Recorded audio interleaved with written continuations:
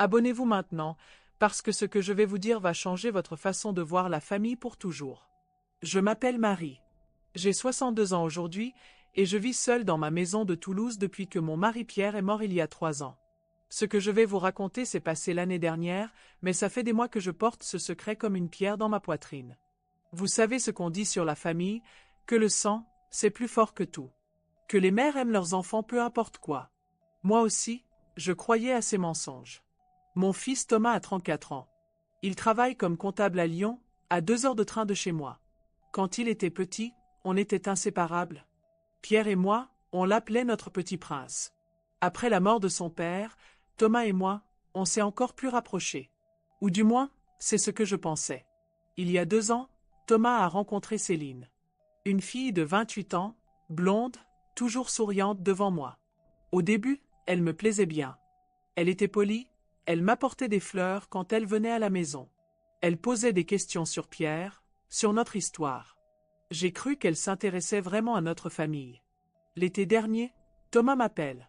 Sa voix tremblait d'excitation. « Maman, j'ai une grande nouvelle. Céline est enceinte. » Mon cœur s'est arrêté. Un petit enfant. Après tant d'années de solitude, la promesse d'une nouvelle vie dans notre famille. On va se marier le mois prochain, il continue. Et on aimerait acheter une maison à Lyon. Mais on a besoin de ton aide pour le crédit. Une cosignature. Ils voulaient que je cosigne leur prêt immobilier. 400 000 €. Presque toutes mes économies en garantie. Maman, s'il te plaît. Pour ton petit enfant. Comment refuser ça? Comment dire non à l'avenir de son fils, à la maison de son futur petit enfant? J'ai dit oui. 3 semaines plus tard, je prends le train pour Lyon. Thomas et Céline m'ont invité à dîner pour célébrer les papiers signés. J'arrive chez eux vers 19 heures, avec un cadeau pour le bébé. Une petite peluche que j'avais tricotée moi-même. Céline ouvre la porte. Pas de sourire cette fois. Elle me regarde comme si j'étais une étrangère. Salut Marie. Plus de belle maman. Plus de politesse. Juste mon prénom, dit comme un poids mort. Thomas n'est pas encore rentré du travail. Céline me fait entrer dans leur salon. Je pose le cadeau sur la table basse. C'est pour le bébé, je dis. Elle ne répond pas. Elle s'assoit en face de moi, les bras croisés. Il faut qu'on parle, Marie. Son ton, glacial. Comme si quelque chose avait changé du tout au tout. Thomas et moi, on a réfléchi. Maintenant qu'on va avoir notre propre famille, on pense que tu es trop présente dans nos vies. Mes mains commencent à trembler. Comment ça, trop présente? Tu appelles Thomas 3 fois par semaine. Tu veux toujours savoir ce qu'on fait, où on va. C'est étouffant. 3 appels par semaine. À mon propre fils. Étouffant. Et pour le bébé, on préfère que tu attendes qu'on t'invite avant de venir. Elle se lève, s'approche de moi. Je vois quelque chose dans ses yeux que je n'avais jamais vu avant. De la cruauté? En fait, on pense que tu devrais rester chez toi à Toulouse. On va très bien se débrouiller sans toi. Les mots sortent de ma bouche avant que je puisse les arrêter. Mais je suis sa mère. C'est là qu'elle me frappe. Sa main claque contre ma joue droite. Le bruit résonne dans le salon silencieux. Ma peau brûle. Mon oreille siffle. Je reste là, choquée, la main sur ma joue. Cette fille que je connaissais depuis 2 ans venait de me gifler dans le salon de mon fils. Tu étais sa mère, elle dit. Maintenant, c'est moi sa famille. La porte s'ouvre. Thomas entre, sa mallette à la main. Il voit tout de suite la scène. Ma main sur ma joue rouge. Céline debout devant moi, les poings encore serrés. L'expression sur son visage. Il sait exactement ce qui vient de se passer. Qu'est-ce qui se passe ici? Sa voix, calme. Trop calme. Comme s'il posait la question par politesse, pas par inquiétude. Céline se tourne vers lui, et instantanément, son visage change. Elle redevient la petite fille fragile et enceinte.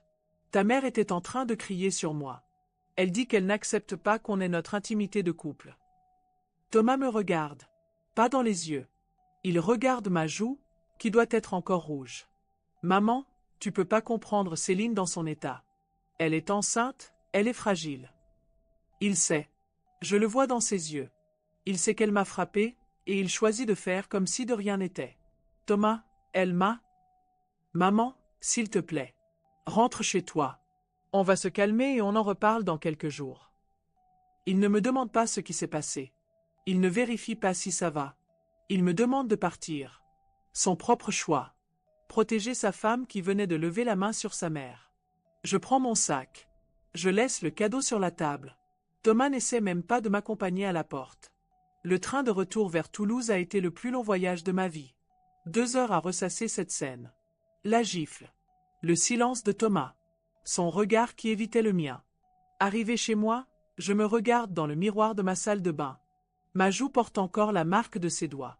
À 62 ans, après avoir survécu à un cancer, après avoir enterré mon mari, je me retrouve gifle par ma belle-fille pendant que mon fils regarde ailleurs. Cette nuit-là, je n'ai pas dormi. Je repensais à tout. À tous ces signes que j'avais ignorés. La façon dont Céline répondait toujours à la place de Thomas quand je l'appelais. Comment elle l'éloignait petit à petit de moi depuis 2 ans. Le lendemain matin, Thomas m'appelle. Maman, on a parlé avec Céline. On pense que c'est mieux si tu ne viens plus nous voir pendant quelque temps. Juste le temps que les choses se tassent. Sa voix, froide, professionnelle. Comme s'il parlait à une cliente difficile. Thomas, ta femme m'a frappé. Un silence. Long. Trop long. Maman, arrête. Céline est enceinte. Elle m'a dit que tu l'avais menacée.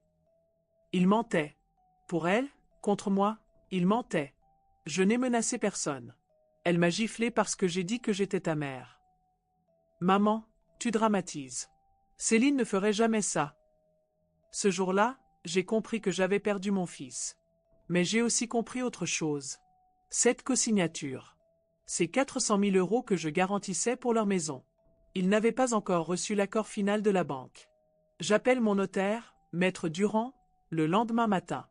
Je veux retirer ma cosignature du prêt immobilier de mon fils. Il me met en garde. Si je retire ma signature maintenant, leur demande de crédit sera automatiquement refusée. Ils n'ont pas assez de revenus à 2 pour emprunter cette somme. Vous êtes sûre, Madame Moreau? C'est irréversible? J'étais sûre. 2 jours plus tard, Thomas m'appelle. Cette fois, sa voix tremble de colère. Maman, qu'est-ce que tu as fait? La banque nous refuse le crédit. Ils disent que tu as retiré ta garantie. C'est exact. Comment tu peux faire ça? On a déjà payé les frais de notaire. On avait trouvé la maison parfaite. Céline est enceinte, on a besoin de cette maison. Sa voix se brise. Pour la première fois depuis des semaines, j'entends mon fils, pas le mari de Céline. Thomas, ta femme m'a frappé et tu m'as demandé de partir. Vous voulez que je reste à distance? Très bien. Mais alors, restez à distance de mon argent aussi. Il raccroche. Pendant 3 semaines, silence total. Aucune nouvelle. Aucun appel. Et puis, un jour, le téléphone sonne. Ce n'est pas Thomas. C'est Lucie, la sœur de Céline. Madame Moreau? Il faut qu'on se voie. J'ai des choses importantes à vous dire sur ma sœur. On se retrouve dans un café de Toulouse le lendemain après-midi. Lucie a l'air nerveuse. Elle commande un thé et me regarde droit dans les yeux. Céline n'est pas enceinte. Ces 4 mots tombent comme une bombe. Comment ça? Elle n'a jamais été enceinte. Elle a acheté un faux test de grossesse sur Internet. Un test avec 2 barres déjà marquées. Mes mains se mettent à trembler. Pourquoi tu me dis ça? Parce que je ne peux plus supporter de voir ce qu'elle fait. À vous, à Thomas, à notre famille entière. Céline ment depuis des années. Lucie sort son téléphone, me montre des messages. Regardez. Céline m'a écrit ça il y a 2 mois. Je lis les messages. Céline qui se vante à sa sœur d'avoir piégé Thomas avec une fausse grossesse. Céline qui rigole en disant qu'elle a réussi à écarter la belle-mère trop collante. Elle voulait votre argent pour la maison. Et elle voulait vous sortir de la vie de Thomas. 2 problèmes résolus avec un seul mensonge. Je rends le téléphone à Lucie. Mes mains tremblent tellement que je peux à peine tenir ma tasse de café. Il y a autre chose, continue Lucie. La bague de votre mari. Celle en or avec l'émeraude. Céline l'a prise la dernière fois qu'elle est venue chez vous. La bague de Pierre. Mon alliance de veuve. Je la gardais dans ma boîte à bijoux, dans ma chambre. Comment tu le sais? Elle la porte. Elle pense que personne ne la reconnaît, mais moi, je me souviens que vous la portiez aux obsèques de votre mari. Tout se met en place. La fausse grossesse. L'éloignement organisé. Le vol de la bague de Pierre. Céline avait tout planifié. Pourquoi tu me dis tout ça maintenant? Parce que Thomas ne mérite pas ça. Et vous non plus. Ce soir-là, je réfléchis longuement. Thomas a choisi Céline contre moi. Mais il l'a fait sur la base de mensonges. Il croit qu'elle porte son enfant. Il ne sait pas qu'elle m'a volé. J'ai encore une carte à jouer. Une dernière. Après la mort de Pierre, j'ai mis en place un trust au nom de Thomas. 150 000 € qu'il doit recevoir pour ses 40 ans. Dans 5 ans. Mais les conditions du trust stipulent que je peux modifier ou annuler ce legs si Thomas manque à ses devoirs de fils. J'écris une lettre. Une vraie lettre, à la main, comme on ne le fait plus aujourd'hui. Mon cher Thomas, tu as 48 heures pour m'appeler et reconnaître la vérité. Celle sur la grossesse de Céline. Celle sur la bague de ton père qu'elle a volée. Celle sur la gifle qu'elle m'a donnée pendant que tu regardais ailleurs. Si tu ne le fais pas, je modifie le trust de ton père. Au lieu d'aller à toi, les 150 000 € iront à une association d'aide aux personnes âgées maltraitées. Tu as le choix, Thomas. La vérité ou l'argent de ton père. Mais tu ne peux pas avoir les deux en gardant tes mensonges. Ta mère qui t'aime malgré tout, Marie. J'envoie la lettre en recommandé. 36 heures plus tard, Thomas m'appelle. Sa voix, brisée. Maman. Juste ce mot. Et je sais déjà qu'il sait. Lucie t'a parlé? Oui. Depuis quand tu sais pour la grossesse? Un silence. Long. Douloureux. Depuis le début? Ces 3 mots me coupent le souffle. Comment ça, depuis le début? J'ai trouvé le faux test dans ses affaires 2 jours après qu'elle me l'ait montré. J'ai confronté Céline. Elle m'a dit que c'était juste pour qu'on se marie plus vite. Qu'elle tomberait enceinte pour de vrai après le mariage. Thomas pleure. Je l'entends dans sa voix. Et tu as accepté? Maman, j'avais peur de la perdre. Céline, elle me disait qu'elle partirait si je n'étais pas assez engagée. Que j'étais trop proche de toi. Qu'elle ne pouvait pas construire sa vie avec un homme qui n'arrivait pas à couper le cordon avec sa mère. Alors tu m'as sacrifié. Oui. Au moins, l'honnêteté. Et pour la bague de papa? Je l'ai vue la porter. Je lui ai demandé où elle l'avait eue. Elle m'a dit que tu la lui avais donnée en cadeau. Et tu l'as cru. Je voulais la croire. On reste silencieux tous les deux. 34 ans d'amour entre une mère et son fils, détruit par les manipulations d'une femme et la lâcheté d'un homme. Qu'est-ce que tu veux que je fasse, maman? Pour la première fois depuis des mois, j'entends de nouveau mon petit garçon dans sa voix. Je veux que tu divorces. Je veux que tu me rendes la bague de ton père. Et je veux que tu présentes des excuses publiques à toute la famille pour m'avoir laissé me faire humilier. Maman? Ce ne sont pas des négociations, Thomas. Ce sont mes conditions. Si tu les acceptes, on pourra peut-être reconstruire notre relation. Si tu les refuses, tu n'auras plus jamais de nouvelles de moi. 3 jours plus tard, Thomas revient à Toulouse. Il sonne à ma porte à 9 heures du matin. Quand j'ouvre, il pleure déjà.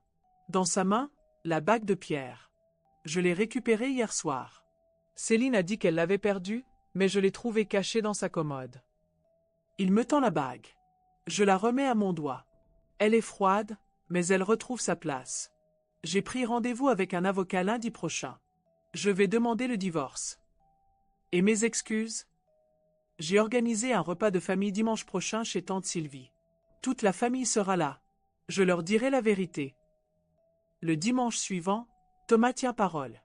Devant mes sœurs, mes beaux-frères, mes neveux, mes nièces, il raconte tout.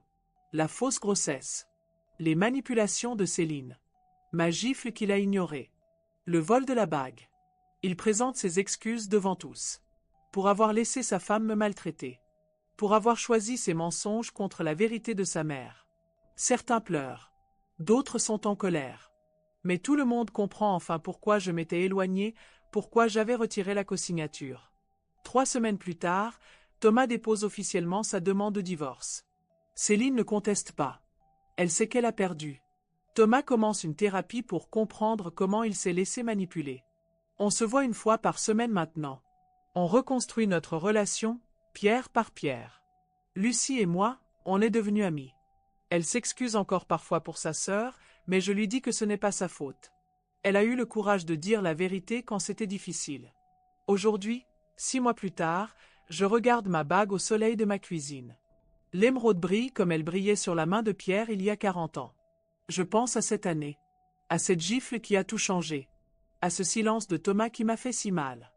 À ces mensonges qui ont failli détruire notre famille. Mais je pense aussi à ma force. À cette décision de retirer ma cosignature.